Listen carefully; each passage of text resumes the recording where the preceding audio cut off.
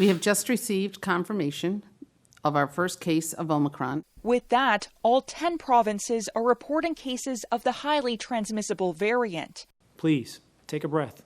Don't panic. Despite the call for calm in one corner of the country, other officials are sounding the alarm. We all need to reconsider our holiday plans. In Manitoba, officials are asking people to get their third shot before gatherings for the holidays. This really needs to be the most important item on your holiday season to-do list.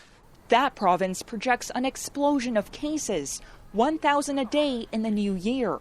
Already, ICUs are at the brink. The current situation in Montreal is not really what we were planning or expecting 2 weeks before Christmas. But nowhere are cases spiking higher than in Quebec, and boosters are just part of the response. Officials are now urging more people to work from home and to make use of rapid tests as much as possible as they roll them out through pharmacies. In BC, officials are urging people not to travel if they don't have to. If it's not necessary, don't go. But in Alberta, a very different strategy, easing some restrictions. The notion of isolating a whole lot more people for the second straight Christmas, unable to have any contact with family, I think could have a devastating impact. Also allowing unvaccinated to attend indoor private gatherings, acknowledging that people are weary and may not tolerate new measures. This still keeps us with the most stringent rules. But at the same time, we have to be mindful after 21 months of this, of the willingness of the public to actually comply with the rules. And that's the two-front battle facing government officials, COVID fatigue and the exponential growth of this highly infectious threat. Olivia Stefanovic, CBC News, Ottawa.